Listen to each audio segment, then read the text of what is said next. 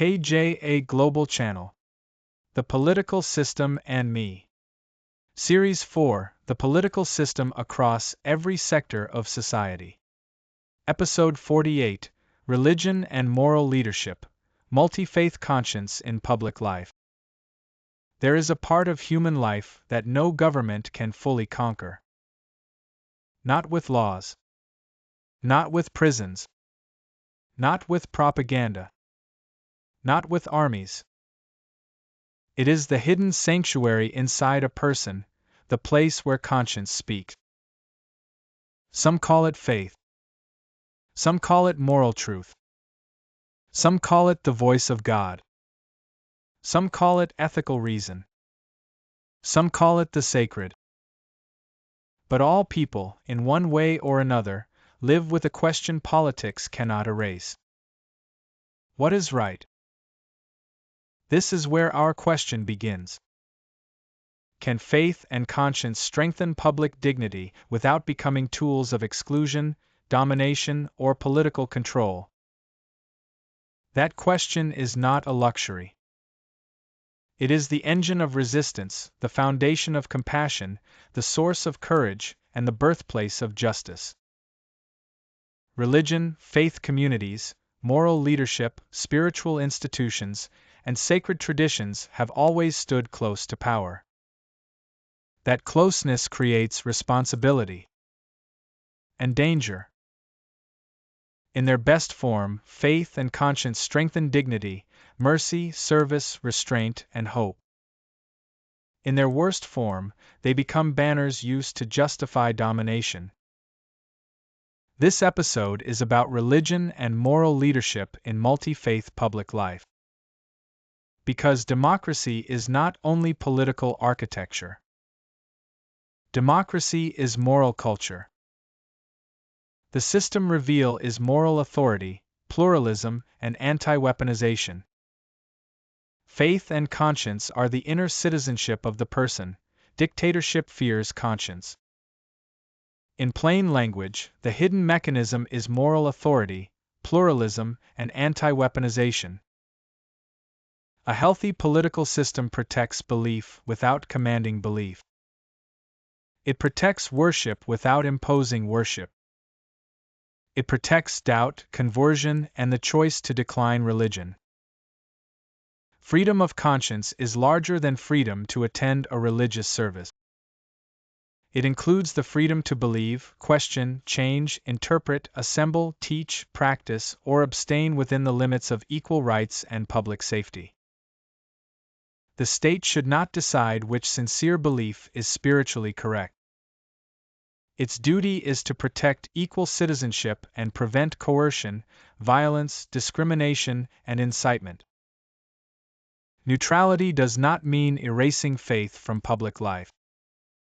It means the state does not use public power to privilege one faith, punish another, or convert citizenship into a religious test.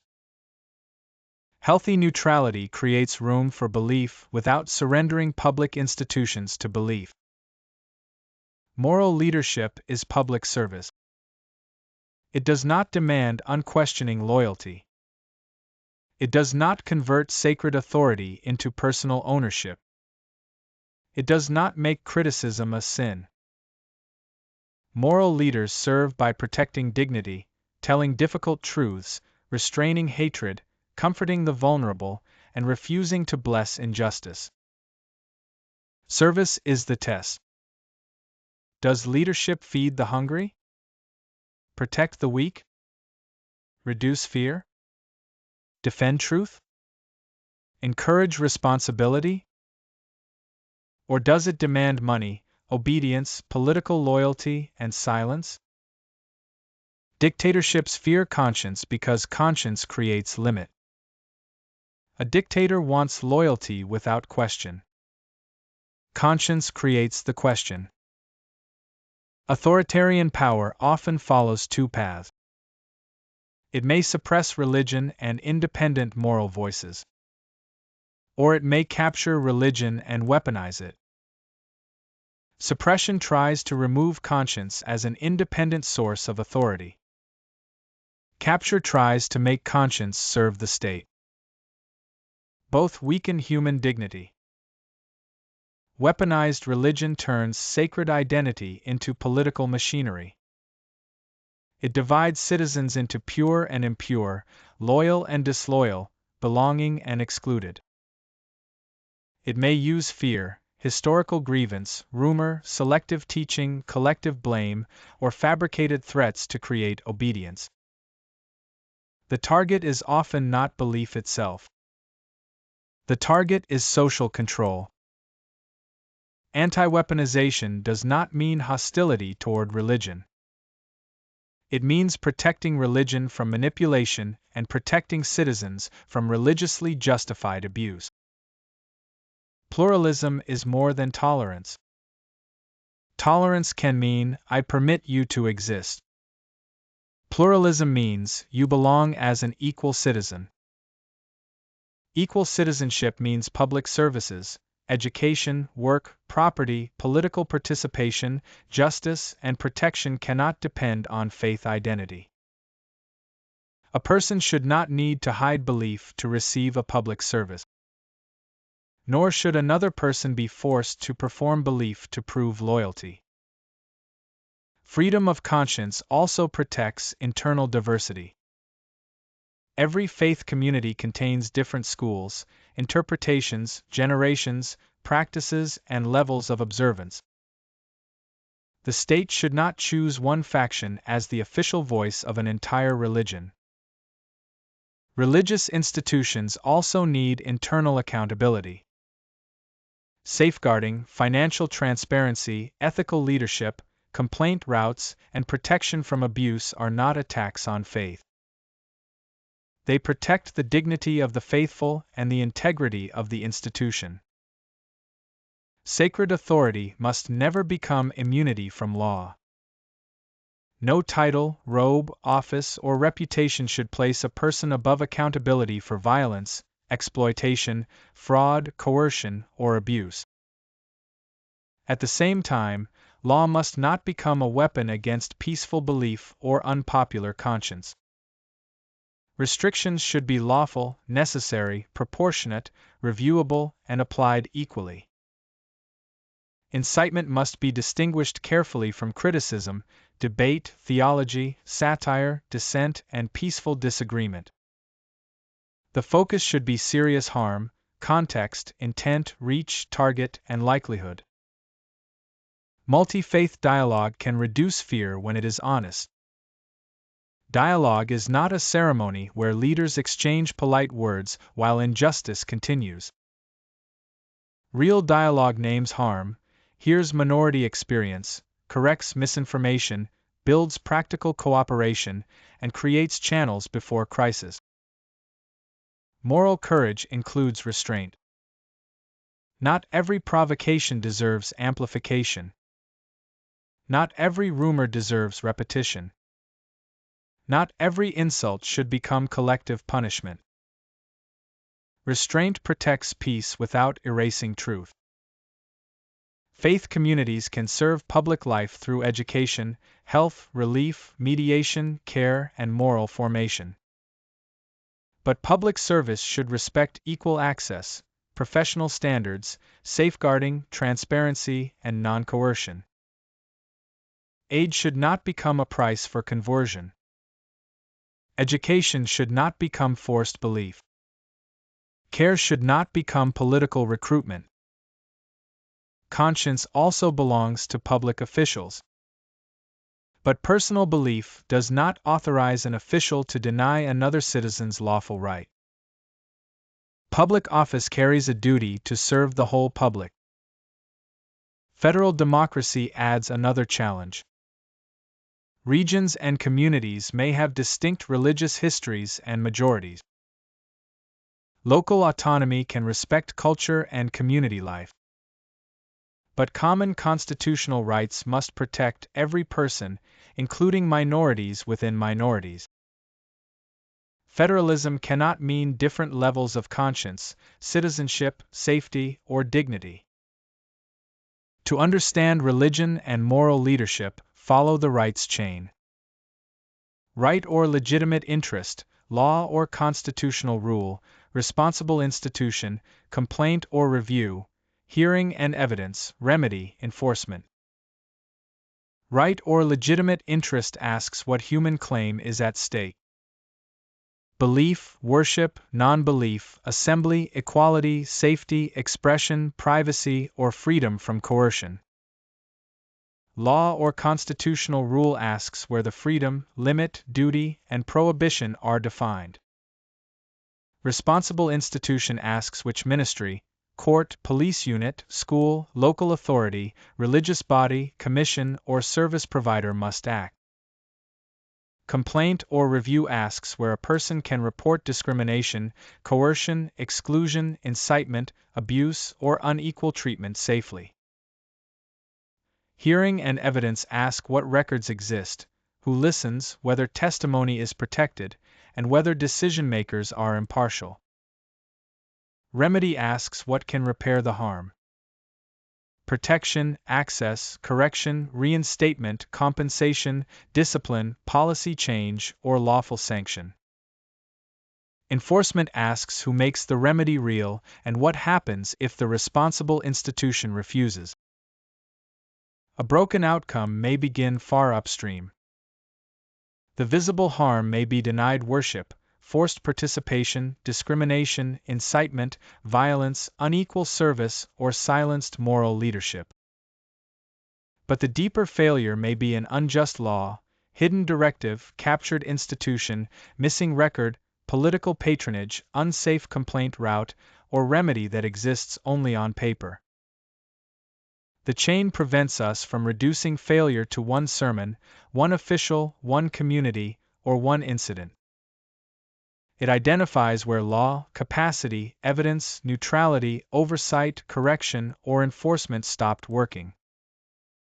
When citizens and professionals locate that break, criticism becomes more accurate and reform becomes more practical. For this episode, the principal mechanism is moral authority, pluralism, and anti-weaponization. The production graphic must make every link readable on a phone screen and label country-specific or proposed arrangements honestly. Under dictatorship, religion and moral leadership are shaped primarily by concentrated command. Information is restricted, institutions answer upward, independent conscience is suppressed or captured, and challenge may carry personal risk. In a fragile democracy, formal freedoms may exist while patronage, discrimination, weak institutions, politicized religious identity, selective enforcement, or fear makes protection inconsistent. Dialogue may exist without accountability. Equality may exist on paper but not in public service. Moral leaders may speak, yet remain exposed to retaliation. In a functioning federal democracy, authority is distributed, common rights remain enforceable, and courts, legislatures, local governments, commissions, media, civil society, and faith communities can test religious power and state power. But the label alone proves nothing. The viewer should compare who decides, how authority was obtained, whether records are public, whether affected people participate, and whether interfaith dialogue is joined with lawful accountability in practice. A democratic system must protect conscience through institutions. The minimum guardrails are 1. Freedom of thought, conscience, religion, and belief. Every person should be free to believe, worship, question, change, interpret, assemble, or abstain without coercion or discrimination. 2. Equal citizenship regardless of faith. Public office, services, education, work, property, justice, and political participation should never depend on religious identity. 3. State neutrality and non-discrimination. Public institutions should neither impose religion nor erase it, but protect lawful belief and non-belief equally. 4. Protection against coercion and incitement. Law and institutions must respond to forced belief, violent intimidation, collective blame, targeted hatred, exploitation, and serious incitement through due process. 5. Interfaith dialogue with lawful accountability. Dialogue should reduce fear and correct misinformation, while institutions preserve safeguarding, evidence, complaint routes, review, and enforceable remedy. These safeguards work as a system. Freedom without equality can protect only the powerful. Neutrality without enforcement can become empty language. Dialogue without accountability can hide abuse. Protection without due process can become selective punishment. And remedy without enforcement does not repair harm. Global relevance. Across political labels, ask who controls conscience, who receives equal citizenship, what institutions remain independent, who can speak safely, and whether correction is real. Myanmar relevance. Apply the lesson without treating one religion, authority, organization, community, moral leader, or proposed arrangement as the whole country. Separate existing law and institutions from interim systems, local practices, customary authority, political commitments, and aspirational federal designs. Here is the civic practice for this episode. See and ask. Ask where faith near you serves dignity, and where it serves power. Notice coercion, exclusion, collective blame, service, restraint, equality, and protection. Verify.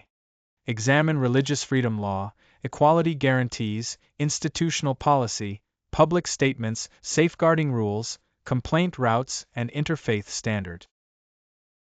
ACT. Use a multi-faith ethics test on one public message or practice.